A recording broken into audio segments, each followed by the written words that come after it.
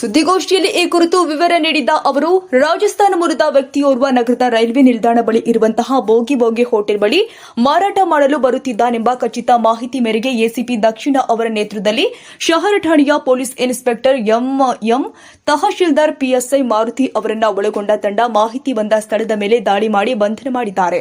ರಾಜಸ್ಥಾನ ಮೂಲದ ಓಂ ಪ್ರಕಾಶ್ ವೀರ ಮಾರಮ್ಮ ಬಾರಮೇರ ಎಂಬಾತನನ್ನ ಬಂಧನ ಮಾಡಿ ಆತನಿಂದ 85,000 ರೂಪಾಯಿ ಮೌಲ್ಯದ 888 ಗ್ರಾಂ ಗಾಂಜಾ, 9 ಲಕ್ಷ ರೂಪಾಯಿ ಮೌಲ್ಯದ ಒಂದು ಕಿಯಾ ಸೋನೆಟ್ ಕಾರು, 50,000 ರೂಪಾಯಿ ಮೌಲ್ಯದ ಒಂದು ಐಫೋನ್, ವಿವಿಧ ಬ್ಯಾಂಕಿನ 30 ಎಟಿಎಂ ಕಾರು, ವಿವಿಧ ಬ್ಯಾಂಕಿನ 36 cheque book, 4 passbook, 9 PAN card, 7 ವಿವಿಧ ರಬ್ಬರ್ ಸ್ಟ್ಯಾಂಪ್, 6 ಸ್ಟ್ಯಾಂಪಿಂಗ್ ಮಷಿನ್ಗಳನ್ನು ಹಾಗೂ 96,50,000 ರೂಪಾಯಿ ನಗದು ವಶಪಡಿಸಿಕೊಳ್ಳಲಾಗಿದೆ. ಒಟ್ಟಾರೆಯಾಗಿ ಬಂಧಿತನಿಂದ 1,06,85,000 ರೂಪಾಯಿ ಮೌಲ್ಯದ ಹಣ ಹಾಗೂ ವಸ್ತುವನ್ನು ವಶಕ್ಕೆ ಪಡೆದುಕೊಳ್ಳಲಾಗಿದೆ ಅಂತ ಅವರು ಮಾಹಿತಿ ಕೊಟ್ಟಿದ್ದಾರೆ.